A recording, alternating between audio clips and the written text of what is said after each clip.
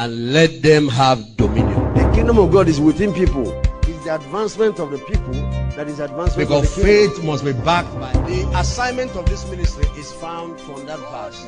Where we You're onto a word encounter as Pastor David Ogbueli ministers God's word to you with simplicity and power. God bless you. He created them to control the earth, to control the circumstances on earth, just like God controls the heavenlies. You know, the person you're married to is not the only one you should know. And should not be only friend that you have.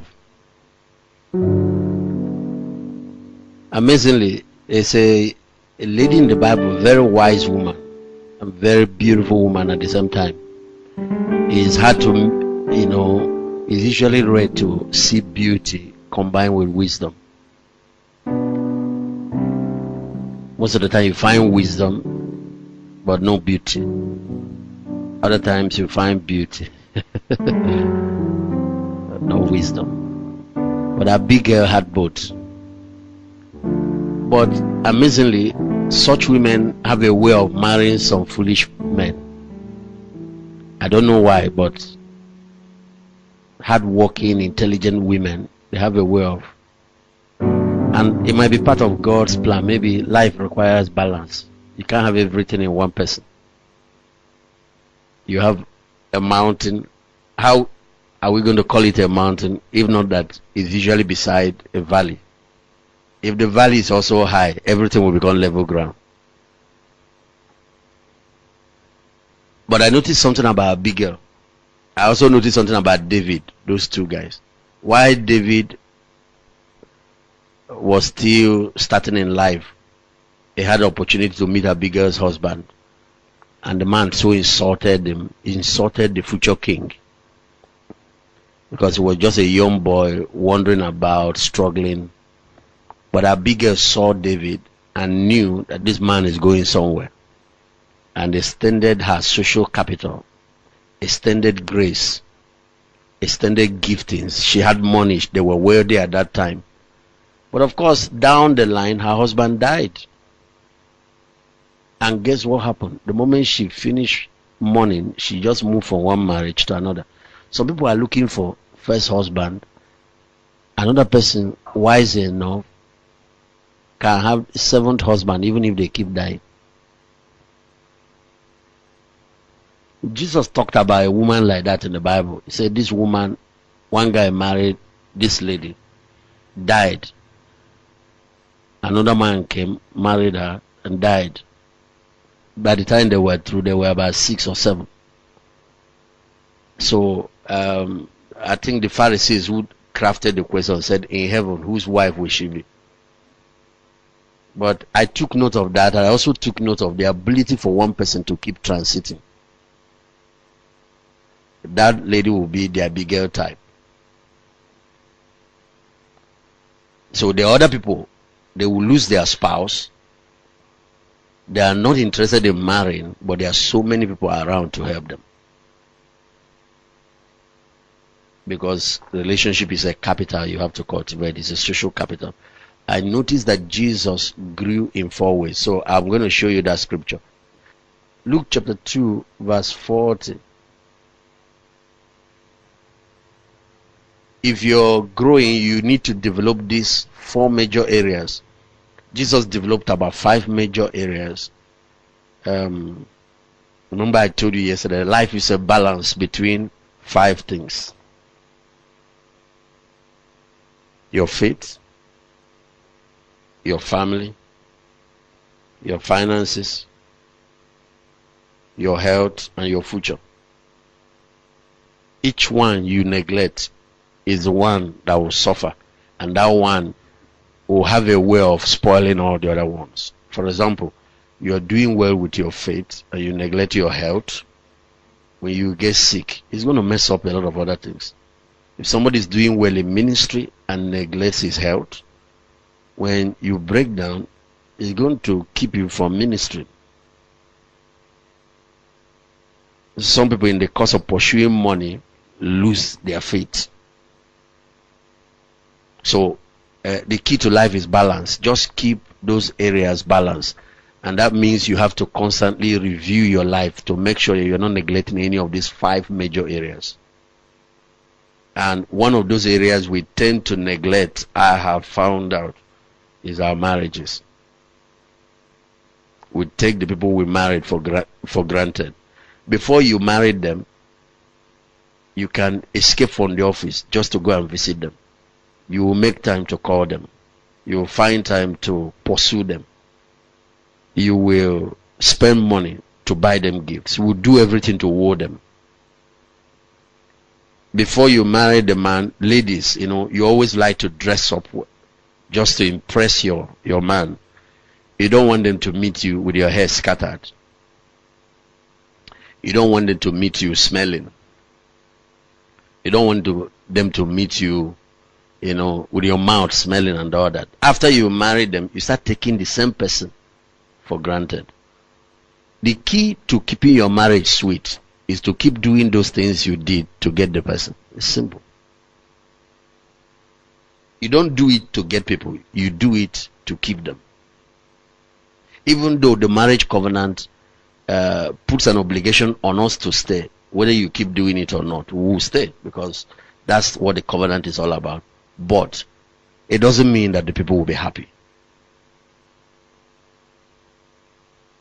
Luke chapter 2, this is the life of Jesus. So all of us will see how to build a balanced life. How to build a balanced life. Verse 40. The child, this is Jesus we're talking about here. The child grew. That statement is physical development. That is what we call your health, your fitness. Growing physically. He was a child who was growing a healthy boy. That's why you never heard that he was sick one day. The child grew, became strong in the spirit. This is faith, your faith life, your spiritual life. Became strong in the faith. That's what we call spiritual capital. Your physical capital is your strength, your health. It's an asset. Never lose it. Protect it. Tend to it. The same thing with that of your spouse. Help each other. Live a healthy life. Now, the third one is, he was filled with wisdom. Wisdom is usually what we need to drive this path. Our career, our business, our success depends on it. Our prosperity depends on it. That aspect is intellectual growth, intellectual development. Intellectual development. Some other people said is usually used to drive the fifth one, whichever way. But intellectual development. But the idea is that Jesus developed his spirit, developed his intellect, developed his body. If he's today, I'm sure he will be going to the gym, building a very good physique. But then they walk so much, they trek so much that you don't need gym. Those running around for 30 minutes, what they trek in one day cancels all that. So, and then the last one is that, and the grace of God was upon him. That's relationship, social capital. Like when he said grace, now he's talking about favor. He's somebody that people liked. Let me show it to you in verse 52. So you will see it mentioned in another form. In verse 52, the child increased in wisdom. That's still the intellectual development, which creates your wealth and your success. The child increased in stature. That's physical health. The other two is that he increased in favor with God. That is developing your spirit. That's spiritual development. I hope you know how to have favor with God. Without faith, it is impossible to please God. It's developing your faith, your spiritual life. A life that is pleasing to God. Then the last one is in favor with men. That is social capital. You will see that if I compare Jesus to John, it wasn't exactly the same thing. Let me make the comparison. Chapter 1 verse 8. Jesus had a more balanced life than John the Baptist. John never attended a party. You see Jesus in functions. You see him. I'm telling you, Jesus had very powerful relationships. Very powerful. He had very influential people. Some will come to him in the night. You saw that the day he died, he was a very wealthy man that decided the man said Jesus will be buried in my tomb. Tomb he made for himself. Nobody has been laid there. In order for Jesus to be buried there. He was one that went to Pilate and asked for his body. He had all those kind of people. Apart from his disciples. Talking about the public, the Bible said the common man heard him gladly. He had enemies, but they were the religious leaders. The powerful institutions of his day. Today, you talk about Catholic Church and some of these institutions. Not being jealous of the crowd he was pulling. Now look at John, verse 80. 1 verse 80. So the child grew and became strong in spirit, and was in the desert till the day of his manifestation to the Israel. Don't put yourself in the desert and say you are practicing Christianity. We are not disciples of John. We are disciples of Jesus. The guy was in isolation. He doesn't have friends. Now, some callings might require that, but let's be sure it's God that called you to do that. It's not food that he could eat. He was only eating locusts and honey. Now, some of you might be practicing your Christianity after John's model. There is only one model before us, is Jesus Christ. Can I hear you say amen? It's Jesus Christ. Balance. Knowledge he has. Books he reads. Spiritually, he's strong. Socially, the guy is loaded. Then when it comes to, physically, he's healthy. I wish above all things that you may prosper, be in health, even as your soul prospereth. John only had one thing. He was spiritually developed, and that's why he was a prophet. Could hear from God, do all those things. Had strong anointing. Socially, zero. Financially, he didn't hear anything because he was wearing camel skin in the bush. You can be a prophet like that. I have seen, this is the Son of God, God in fullness, the fullness of God. So not God in partiality. Get a full picture of him. That's why I like what you just did now. The songs, that's part of it. Spirit, spirit, spirit, spirit. Spirit, spirit, spirit. God has set some of us as an example for many. So, but I won't lie to you to teach you that you need to have balance.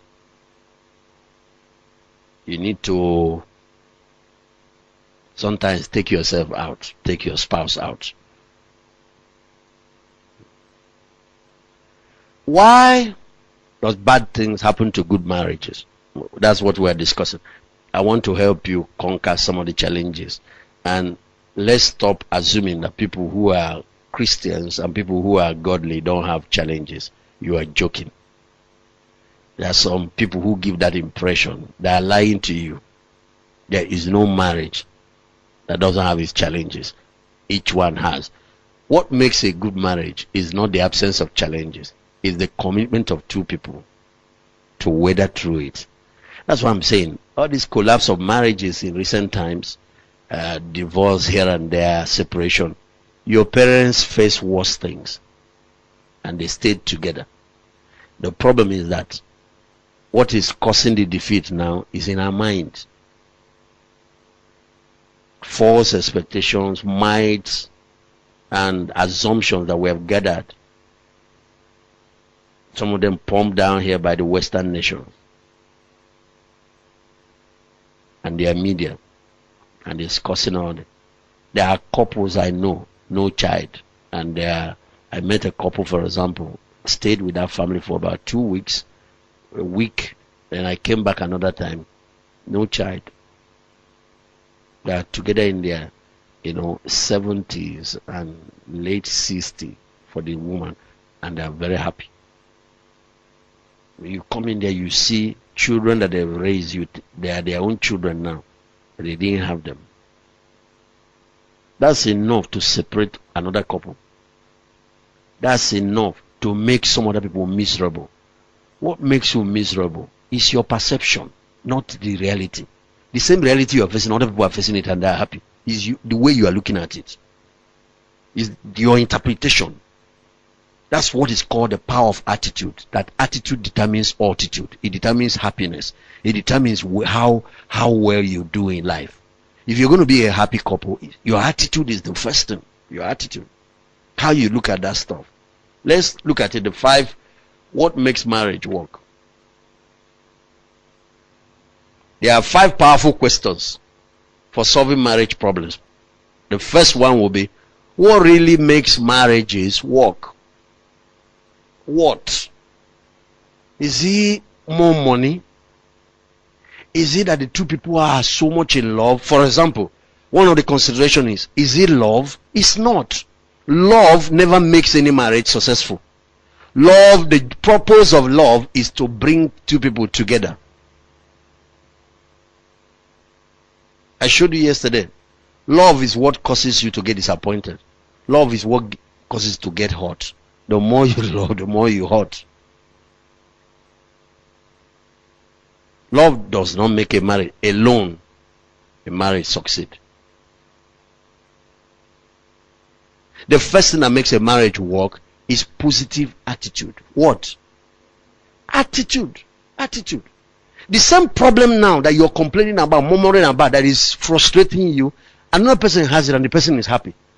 Your attitude is your decision. You choose your attitudes, and then your attitude decide how your life turns out. The amazing thing about attitude is that you are the one that chooses it. Your attitude is decided by your perception, how you see things. It's the interpretation you are giving to things that is causing the problem. Change the way you look at that thing. Look at it from another. There is something good in what you're complaining about.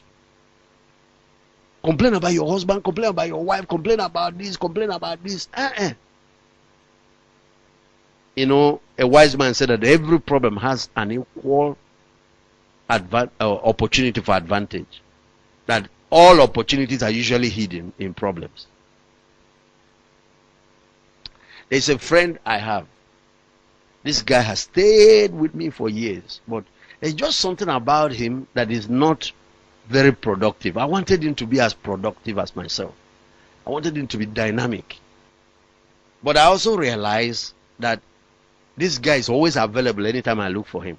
Anytime we need to talk, anytime we need to do something, any project that is on the ground, kingdom project, he's always available.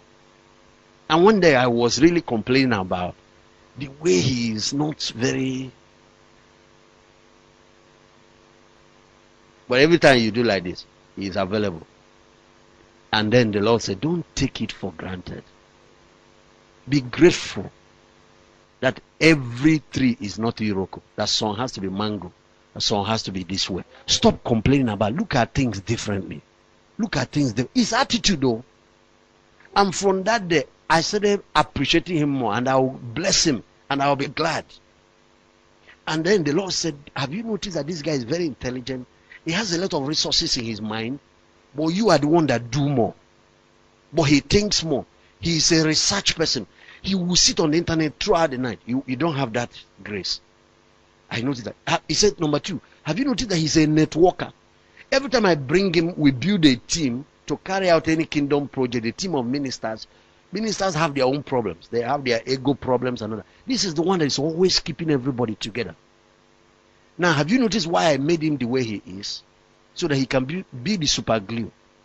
Whenever I put him in a group, no matter the quarrel that comes up, he's the one that will get everybody back together. He says, so he's solving more problems for you than those you think that are running around. And everything changed. The relationship, the frustration in the relationship disappeared. Nothing has changed. The guy has not changed what he's doing. I just change how I look at him. That's the only thing. That's all. That woman you are complaining about, you are just focusing on her negative. That man you are just complaining about, you're focusing on all his faults. That man has more positive things than the faults you're focusing on.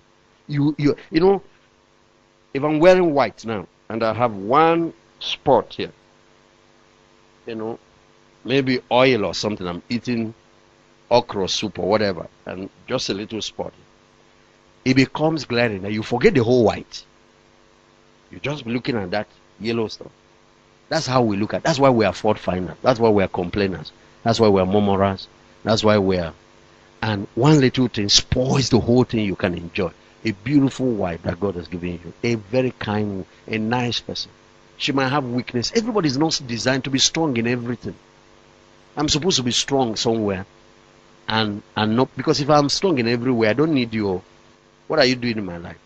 The reason for marriage is that I I need somebody to compliment me where I'm weak. Then you too, you need, because you too, you're not perfect. I had a very serious discussion with Pastor Sarah along this line, you know, because our first year there was complaint, wahala, you didn't do this, you did this. I will complain, and then she will also complain her own. Then somewhere along the line we realized that everybody has something to complain about too. Just because one person is not talking doesn't mean you are fine. Since I'm not perfect, you are not. I think there must be a lesson to learn in this thing. If I don't roll well as a tire, and you can, roll the tire thing. Let me be, maybe I'm seat.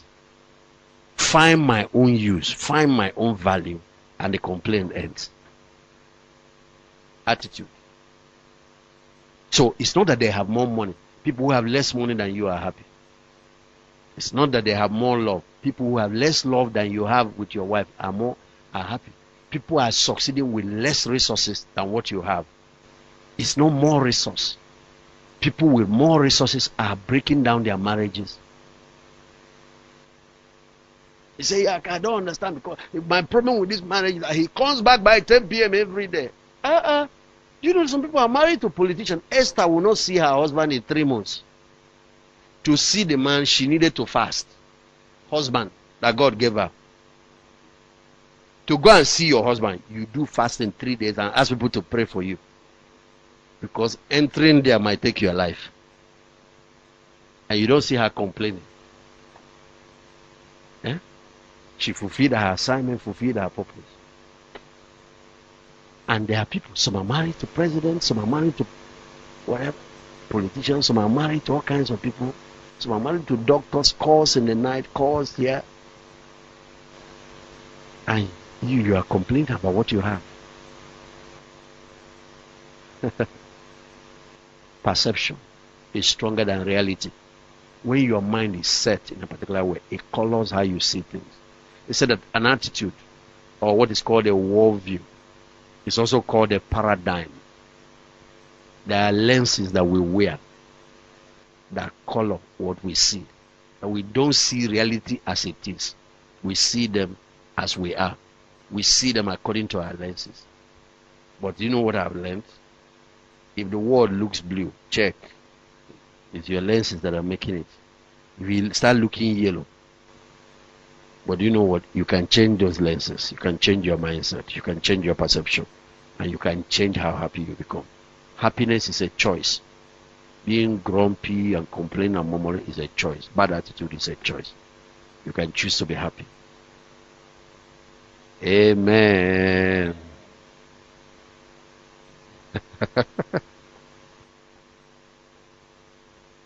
I'm a happy person. Happily married. I don't have headache. If you have, it's your own business. I don't have headache. I love what I have. I believe that God gave me the best there is. Simple. It's not having a boy or having a girl that makes you a happy couple. Look at girls with another eyes. Who told you that boys are better? Be careful. Because you say, because of girls, it might be the girls that will look after you. Oh. What makes a child is the investment you put inside them. The kind of are you hearing what I'm saying? No. That your son too might be the one that will kill you. After Absalom, was he not the one that almost killed David? So, is the investment, male or female, is the investment, the kind of training. Because if you invest and produce a type of lady called virtuous woman, Bible said even in her husband's house, a lot of women believe that is the man that must provide, build house. Have you read about virtuous woman? She buys land, she builds houses, she builds businesses, she does all sorts of things to the extent that her husband just relaxes with the men in the gates and he's just enjoying. No, his mindset is my own type. No, he must be the one to buy me this. He must be the one to. It's your world. The size of your world is the size of your mind. So whatever limit you like, put on yourself. God is not the one putting it. Abraham's wealth came through Sarah. Twice. Sarah had this social contact. She's beautiful. And presidents just keep pursuing her. Like the Obasanjo girls. Those girls brought wealth to their families, whether you like it or not. And in the case of Sarah, none of them could take her to bed because not only that she's a godly woman, God also stood there, But they kept pursuing her, and they were award contract to Abraham, give him all sorts, give him land, give him properties, give him all that. Yes, now. The OBS, the question is, the Kunilis, and all the whatever. That's how God described virtuous women. Virtuous women actually bring not just virtue, they bring wealth. They are women of dignity, they are women of honor.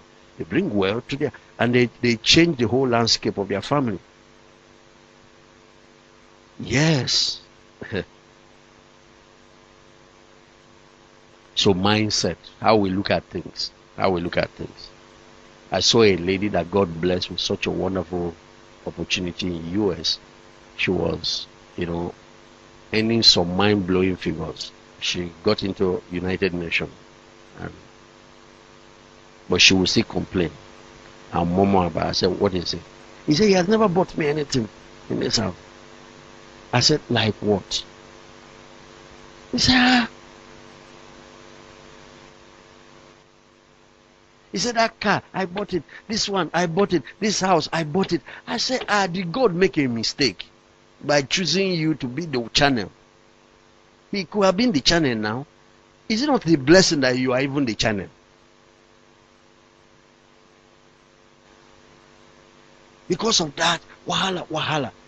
She started dating one crazy Nigerian guy. I asked to see this guy.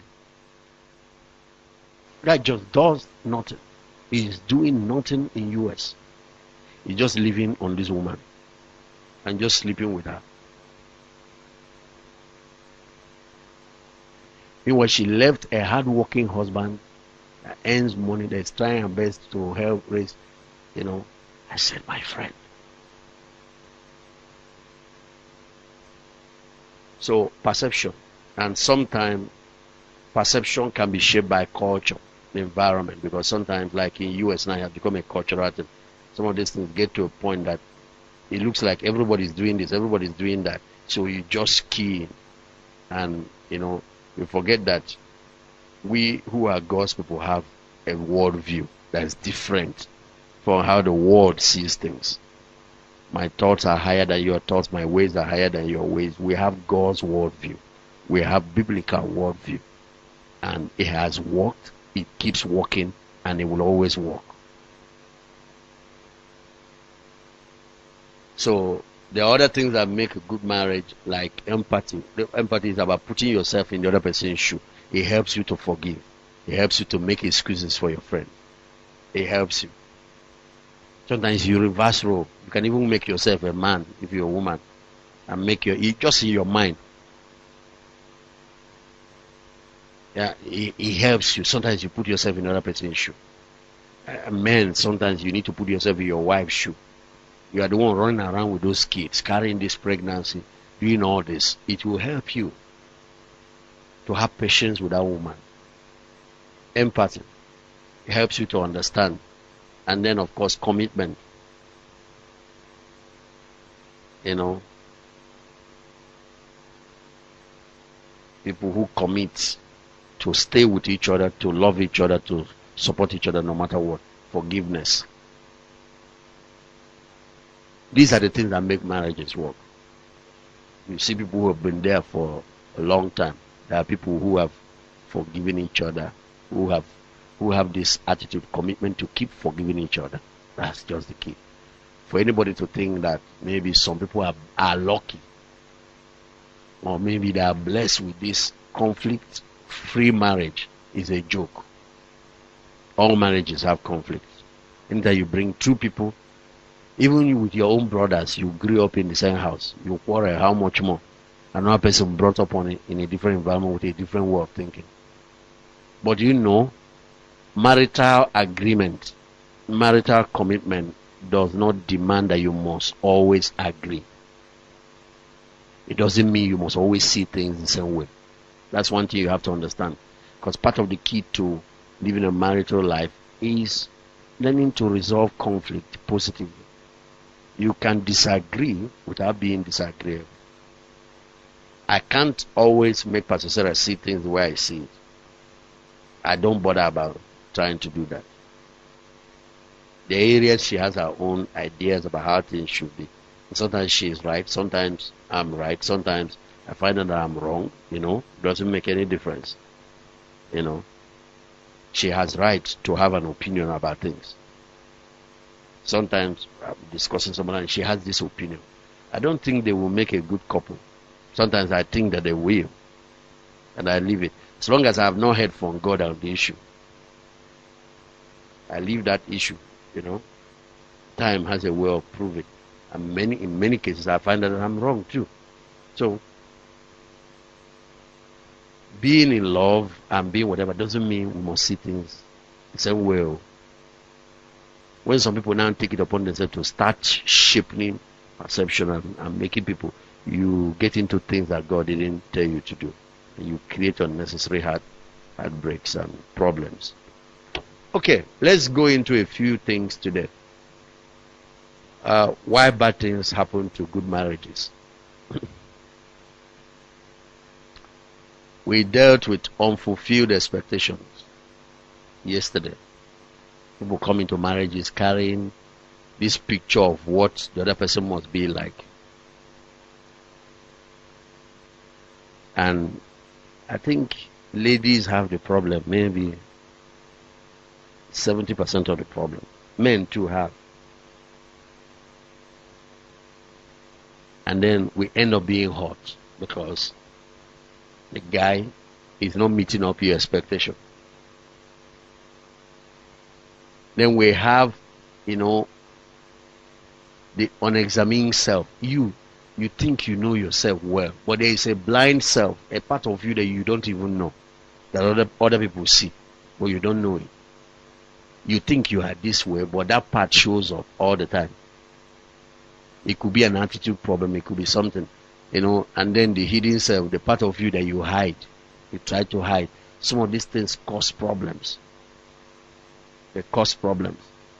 Then there is this aspect of skill. Marriage is a combination of two things. Marriage is first who you are and then what you do. For example, when we tell you to love your wife, that is something that you do. When we teach couples about communication skills, that's something that you do.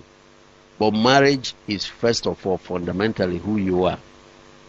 You bring your personality. If you're a positive person, you bring it. If you're a sarcastic person, you just carry it to another person. It's first who you are. Then secondly, what you do. So when it comes to the doing side of marriage, we talk about skills for effective marriage. There are certain skills, and this is where I'm going to make a recommendation to all of us. If you want to have a wonderful marriage, there are skills that we need to learn. There are a number of them. Start investing in buying marriage books. If it's once in a month, add a new skill or improve on an old one. For example, once people start complaining about sex, they are not fulfilled sexually. It's not who you are problem. It's not a being problem. It's a doing problem. It's a skill that is missing.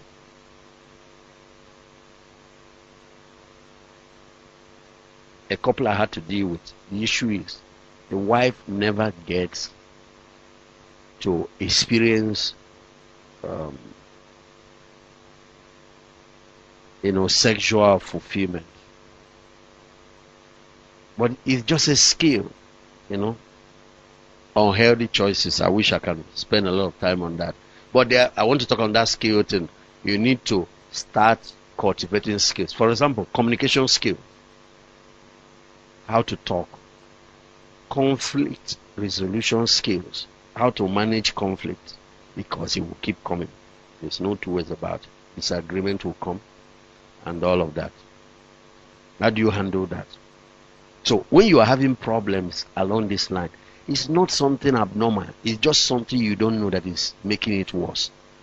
And you have to pay the price now to learn what you don't know. If you have to buy the book, when you finish reading, you give your husband, then you will now find time to sit down to discuss that this book is really good on communication. And I noticed that we can also improve. You might not even discuss it from the problem perspective. That I think we can also improve the quality of our communication. Because there's also a way to say things to avoid conflict or to solve problems. These are some of the things. There are a lot of them. About 12 major skills are fundamental to running the family. For example, financial management in the home. You have to look into it. There are good books on it. These 5 areas, you must invest in them. Your faith to your family, your parenting, it's a skill. Good people can be failing in that area because they don't know what they should know. Your health to your finances, and then of course your future, your ministry, your destiny. Let me look at this 5 powerful questions for solving marriage problems. Any couple, look at this. Marriage counselors around the world believe that couples that honestly consider and answer these questions throughout their married lives will rarely, if ever, need marital therapy or help. Couples that ask questions like this hardly ever, and this thing will work up to 90% and above, hardly ever need help from anywhere. See the first question. What is it like being married to me? You are not asking your spouse. You're not asking anybody. You are asking yourself. Write it down. What you are asking is, you're a man. You want to ask yourself, if I'm the way I am now, what does it really feel like another person marrying me? What does it feel like being married to me? Then sometimes you also reverse the role. If I'm actually a woman behaving the way I behave, will a man live with me? The way I am now, the way I do things, am I a blessing or a problem to another human being? The principle there is that the key to successful marriage is not finding the right person. It is being the right person. This question helps you, and the key is that once people start asking this kind of question, there won't be need, because they will constantly be solving making discovery. The first key to cure, the first key to healing, the first key to improvement is awareness. Once you don't know that you are doing anything wrong, you will never change. You will never change. What the questions will do is that they help you awaken the knowledge or get you aware of certain realities that you might not know. Because we told you that you have a blind self, a part of you that you don't see, but other people see it. You know, sometimes people see this woman is sarcastic, this woman is like this. The only person that doesn't see is the person. People see the bad attitude, the person that has it can't see it. And that's why they are not able to change for year in, year out. What is it like being married to me? Number 2.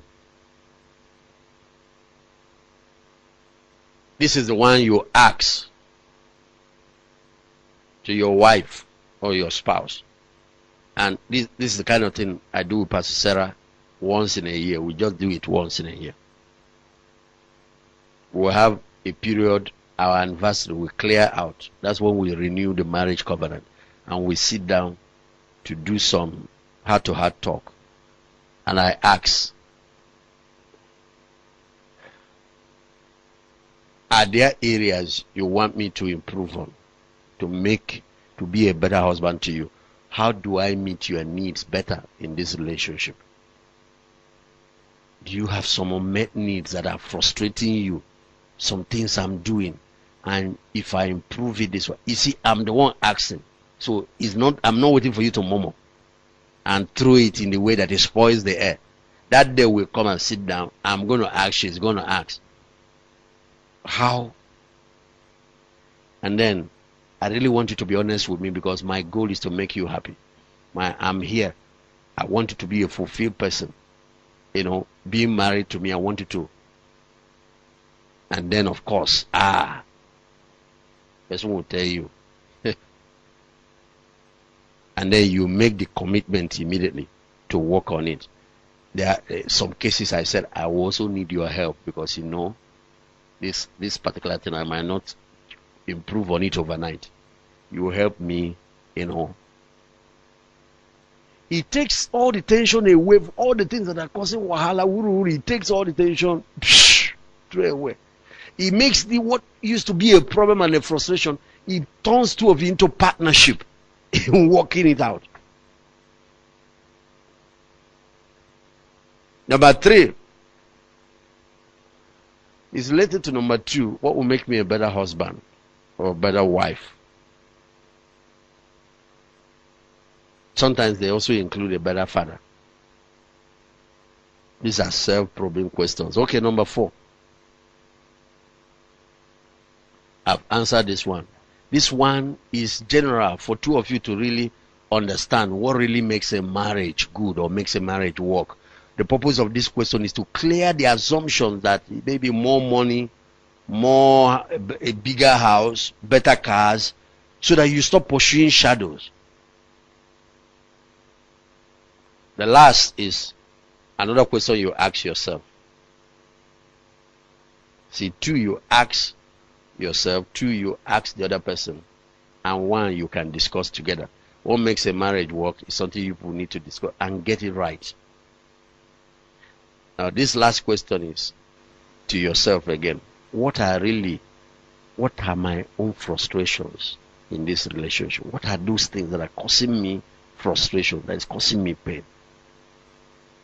And if you want to get it right, you have to ask yourself, what are my expectations of this person that is not being met?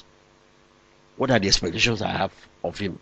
I expect him to do this. I expect him to know that my mother was sick, to ask me how she's doing. I expect him to give me a card on my birthday. I expect him anytime I'm coming from work that she should be at the door, open the door and welcome me. I expect that she shouldn't have said that to me in the public where my friends were. I expect. Most of your frustration, and I will tell you, over 80% of them are coming from this particular area. Expectations you have, and of course the guy is not. And you know the amazing thing, when you finish asking yourself and you observe what they are, I expect that he should have kissed me further and done this further and not just come like that. Next time he start disturbing me, one sex. Should allow me. I expect that he should understand that I'm just coming back from work. Now, you know, when you ask these questions to yourself, you finally find out what they are.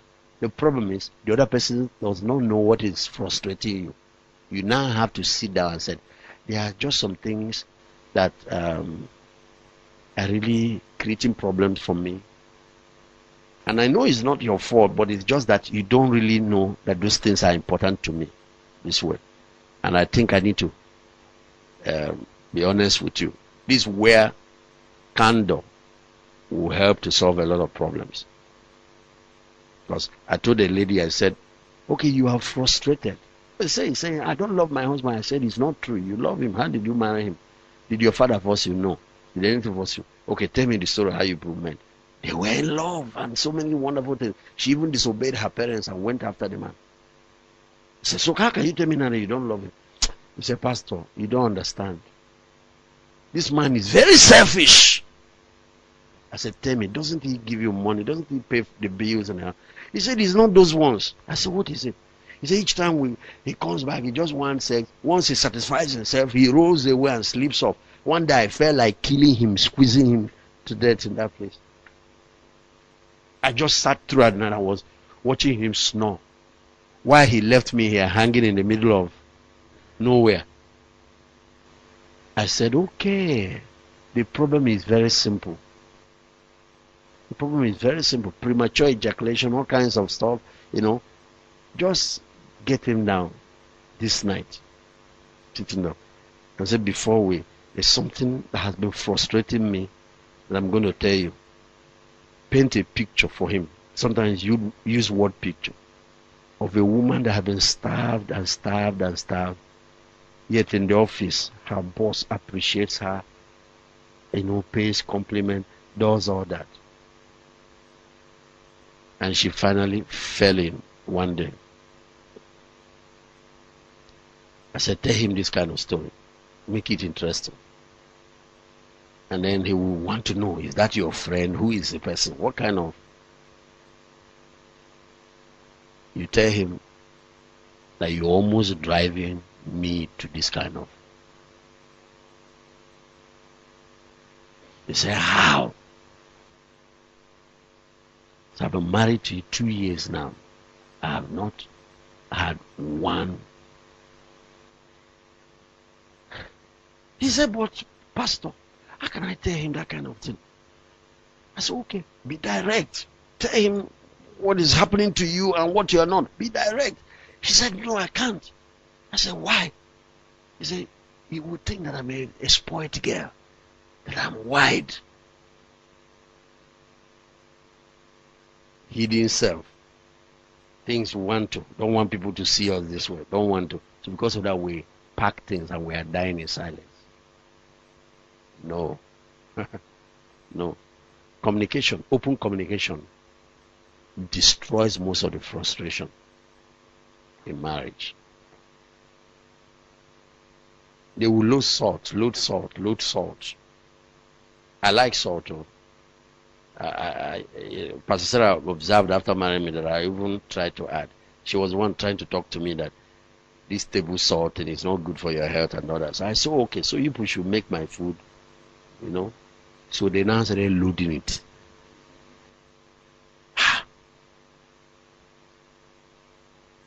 I noticed that, first time I checked, who brought this food here? It will be the girl in the house. But they told her to put salt. She's now, but she didn't test the food. She wouldn't check. She has not monitored her to make sure that she has mastered what it is. And two things will happen. I'll leave the food. I won't eat it. They will bring the next one. The next time, they bring another one. They are not getting the message that the reason he's not touching his food. And one day, the Holy Spirit asked me, you are just leaving the food, expecting the food to communicate. You want Pastor Sarah to read your mind, use word of knowledge or what? What is your problem? Why can't you say what it is? And If you keep going like this, finally you're going to say it in a very negative way. Don't do that. Oh, and say, I want to come and test this thing. So she tested. He said, how did you put this kind of salt into? I said, no, this is what they've been giving me. Oh, have you noticed I have not been I have not been touching on it? He said, yes. I don't wonder. I said, maybe you are in the spirit again, like you normally. I said, which spirit?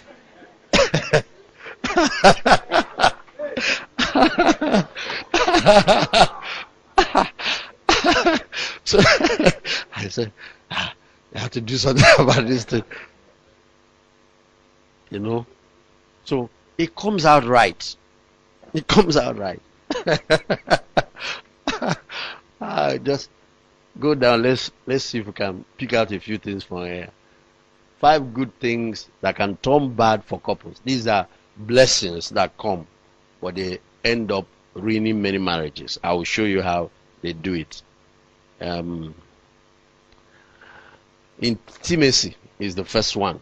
Intimacy, that we are close. I'm very close to my husband. We are really in love. Things are happening wonderfully. That can become another problem in your marriage when intimacy becomes invasion of privacy. Becomes invasion. I think they didn't type it completely. Invasion of privacy. In marriage, people need space. Okay, go down. Let's take some of them. Second one, babies. Babies can become a burden. You see, want a baby, we're praying for a baby. God bless us with a baby. This is a blessing. These are 5 blessings that can become a big problem. The third one is sex. There are many ways that sex becomes a problem. One of the notorious one we see all the time is some people turn sex into a weapon of warfare, especially women. Some turn it into a weapon of negotiation. All the things they could not say will wait till you come near in the night. Then whatever. Wait first. The money that I've been asking you for my whatever, I needed to give my dad some money. You've been delaying it now. You have come. Let's discuss it first. Have you forgotten that you promised me that you're going to buy me that suit? And now the month finished, you didn't buy it. Now we are here again. Let's finish discussing. The man is already in cloud 7, about to. The aircraft is just taking off.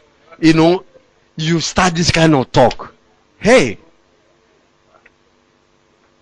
that's the wrongest time for. Some ladies even start preaching, sharing the Bible at that moment.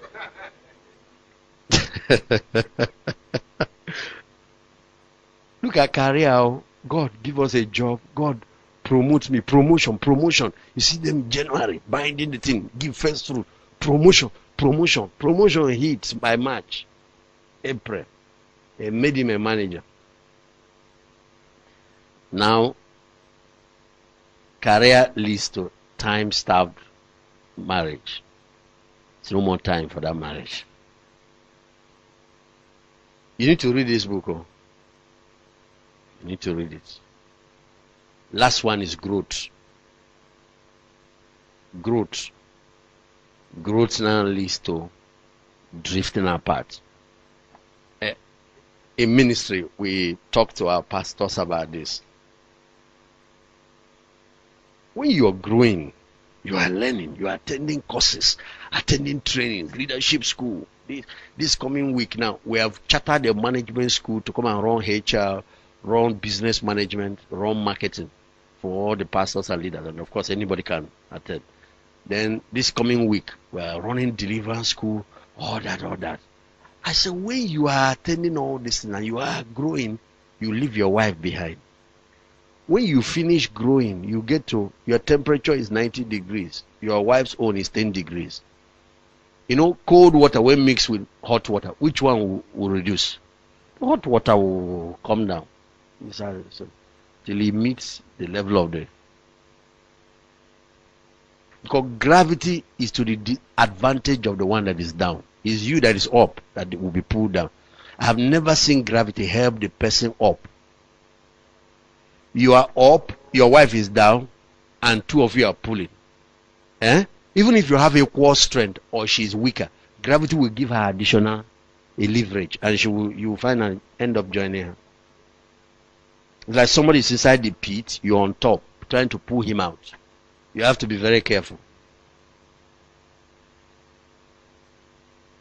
You see growth. So what we teach couple is that as you grow, make sure you take her along. It's so serious that when you go and get certain things, maybe there are circumstances that will make it that she will not be there. Get tapes, get books. When you come back, just don't, that's what some people do. When they want you to read a book, it becomes another complaint. You don't always read. So when we start discussion, you're always behind.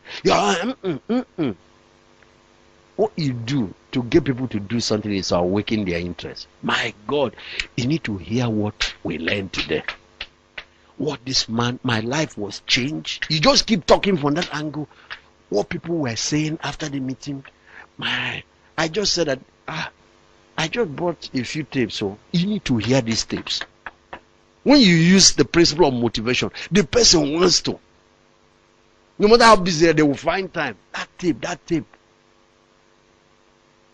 But when your husband finds out that you brought one tape, how to love your wife, to oppress him, so that he will whatever, he will look at the tape. Okay, how to love your wife.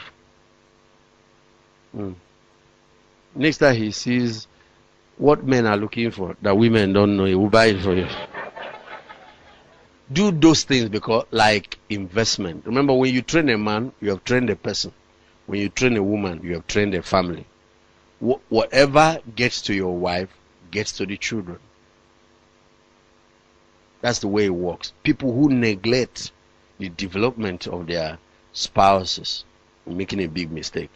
When you marry a person, God has given you the raw material for creating the kind of husband or wife that you need.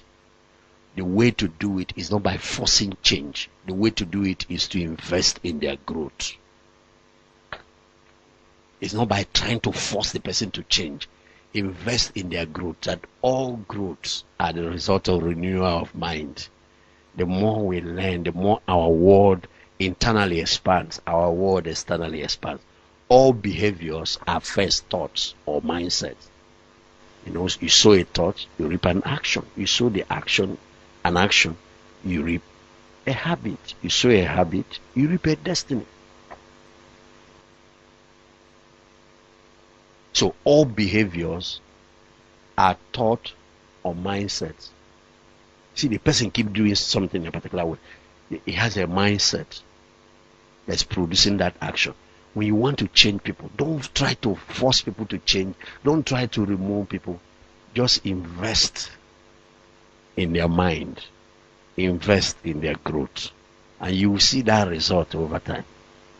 Invest books, invest tapes. Inspire them to attend a seminar, to attend this, to be in this environment. And then over time you see what you are looking for. There's a friend of mine, he's leading a very powerful ministry, continental ministry for that matter. But I got to South Africa and noticed that damages, all the relationships they had, their damage. Apostle Ben will come here, I will say, give him a call. He said he doesn't want to see him. He's this, he's that. Wahala everywhere. I looked at him, he's a good man. I looked at what is causing the problem. He said, a way he does things, but he can't see it. Because he's a good person, he means well. So I said, okay. I prayed, I said, Lord, how do you help a person change? So of course, the information that is available to them, association, and then set some type of examples, let him see each time you do it. So okay, I started investing. It's a graduate thing. Very interesting. I said, let's see. Recently, I recommended a school. I noticed that he's attending. I recommend books. He buys it, he reads. I recommend tapes. He will take it. Then I'll recommend changes. He will gladly do it. Now recently, I know that some of those people are wondering, how can they say this person is, I can't deal with him, I can't do that. How do you do it? Marriage is the closest bond that is possible between two people. I'm talking about intimacy, invasion of privacy. This bond extends from, is legal, is social, is emotional, is physical. There is no other means of getting closer to another human being. It is this extraordinary closeness which propels us into marriage. Without intimacy, life becomes horrible. It becomes horribly cold and lonely. So we plunge ourselves into marriage and give our hearts in exchange to another to discover the deepest and most radical. It is the deepest and the most radical expression of connection possible to human beings. But seasoned couples also discover that such closeness can be exhausting. It pulls our very identity into the vortex of another human life that can leave us little room to breathe. This intimacy. Intimacy leaves us nowhere to hide. It's like you hired a private detective in your house who is watching everything. Continue. Watch. Marriage causes us to submit to the humility of being known in all our funniness and pride, in all our frailty, and the blackness of our sins.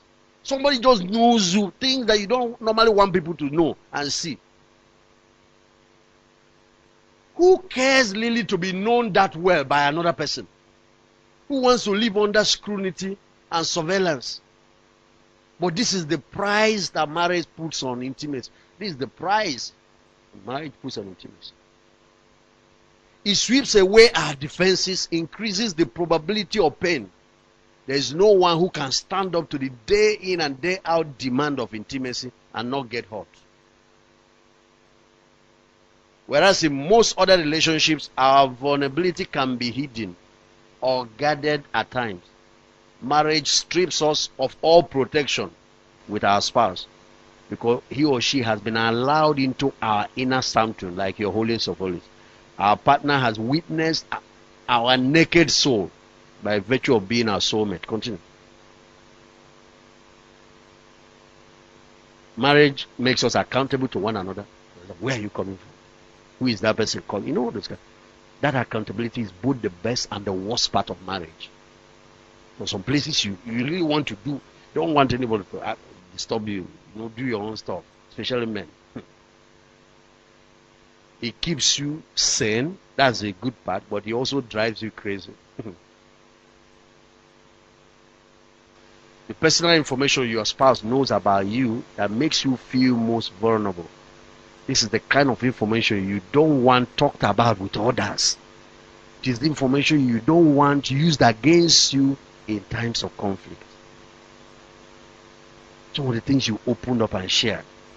So because intimacy makes us so vulnerable to potential pain, we need to be very clear with each other that certain things are off limits.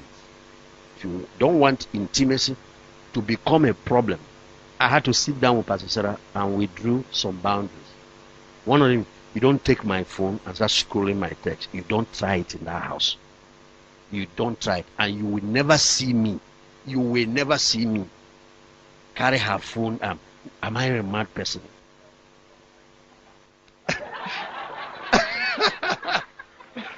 Give me her.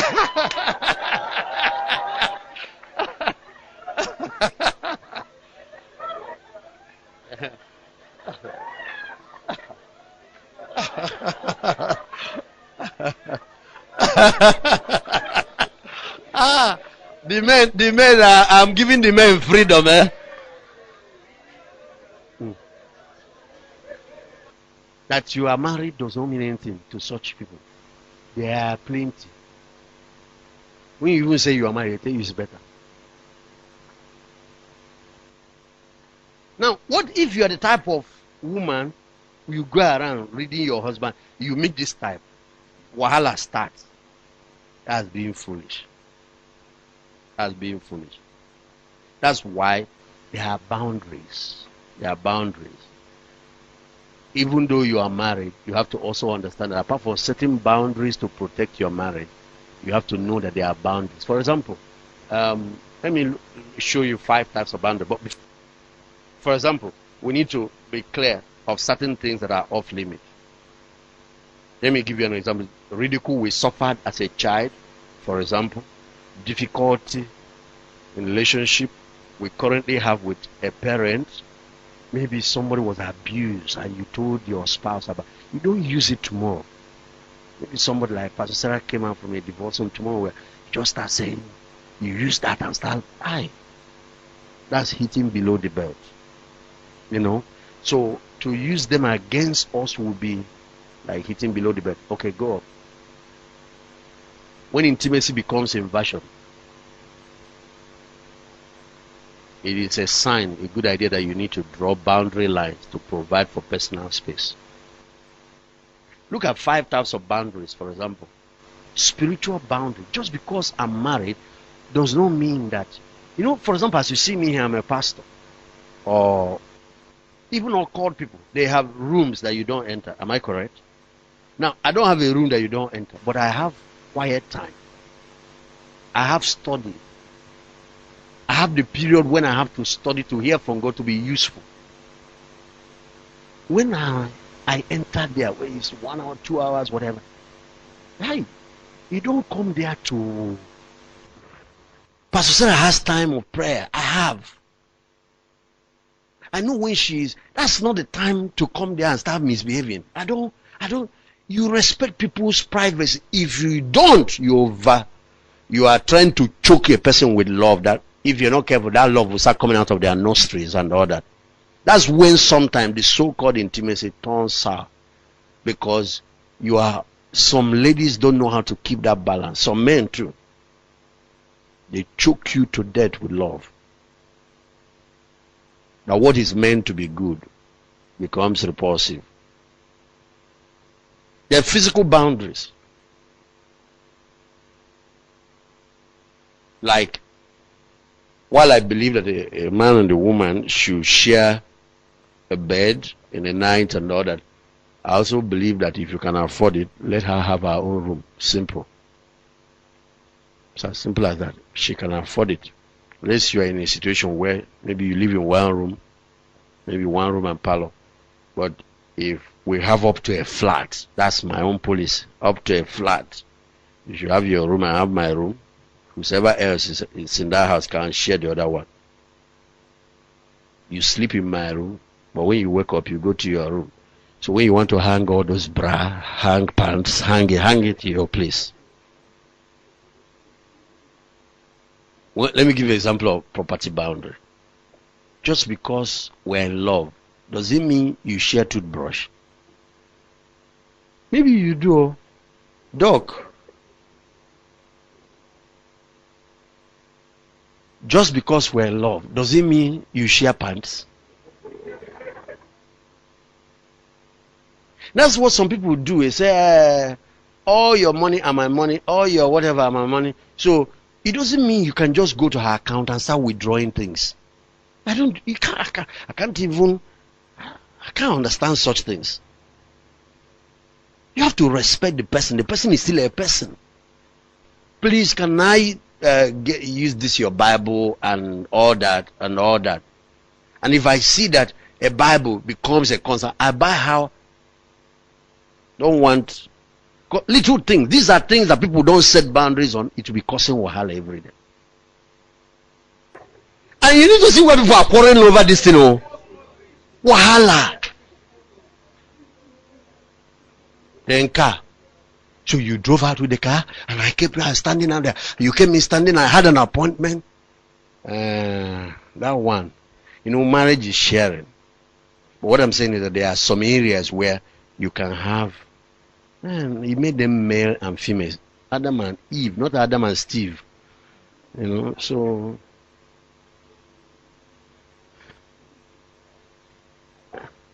where you can afford some things, share, manage. But there are some things you shouldn't share. Manage to you. I'll give you another example of property bound. When you notice that one person is scatter. If he touches razor disappears. Where is the razor? You can't find it. If it touches comb disappears. See the simple rule. Buy her a set of comb. These are your combs, and I notice that you always.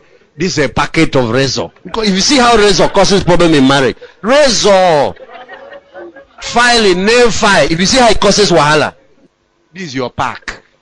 But in case it disappears, before you take my own, ask. It's simple. And say, no, my husband, I can take anything I like and order. You are going to have wahala. You're going to have wahala. Respect sexual boundaries. You believe in anal sex, you believe in oral sex, you believe in. What if the other person is not comfortable with that? Don't force it. Do the ones that are normal. Don't force it. No, you are my wife, you must go through it. It's not true. It's not. Some people believe in anal sex. I'm not going to come here to tell you whether it's right or wrong. It's not my business. You people are married. If you can do it and you're all right with it, you won't see anybody in heaven accusing you.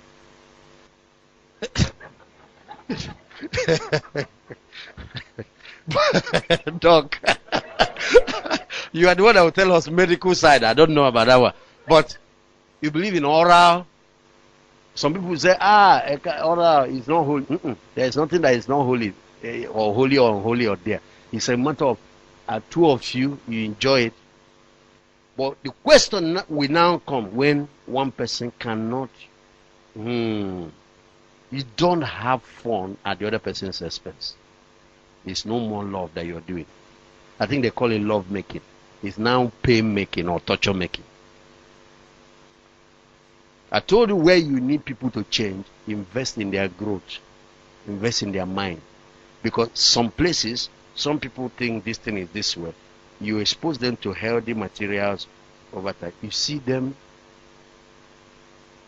And some people you think that are not sexually active can become more active than you, that you are the one. Like I have one couple I worked on now. He said, I'm the one running now. This woman, I don't know, I can't even satisfy her again. I finished now. You want to rest, she's back. But before, he is one that used to contact. I don't know. Pastor, talk to my wife. She's too. I don't know what it is. Yes. She doesn't know that it's a carton that has not been opened. Because he married her pure. And she hasn't known anything. And she was just beginning to. So, emotional boundaries. This one is very serious. Confident. Things that people tell you, things about themselves, deep things. Don't use it against them. And don't go and start telling other people about it. Before you do that, you shouldn't even do that. Your wife should have you as her greatest confidant. The same thing. There are things you can't talk about. You should go to bed with other people's secrets. Not even only marriage. There are things that other people entrusted to you that should never be heard anywhere. Can you imagine God if He shares all the information He has heard from us, all the things that people come, So, all of those 5 things, good things that can turn bad, all of them have their content like this, but I just have to stop here. At the end of a long day, stressful day, for example, you may need to acknowledge that you need time yourself to decompress before interacting with your spouse. Set up boundaries that mark off personal time and personal issues. Marriage can benefit from property lines, Yes, these are the lines that tell our partner that it is okay to borrow my sweatshirt, but not okay to borrow my toothbrush. Or it is okay to read my magazine, but not my emails. Set such boundaries, and they will make your marriage more interesting. God bless you.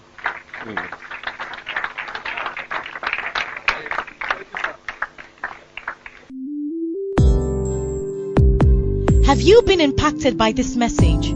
Please share your experience with Pastor David Ogbueli. Email address dominionimagemedia@yahoo.com or call 017926879, 0803-435-7959, 0803-590-9900.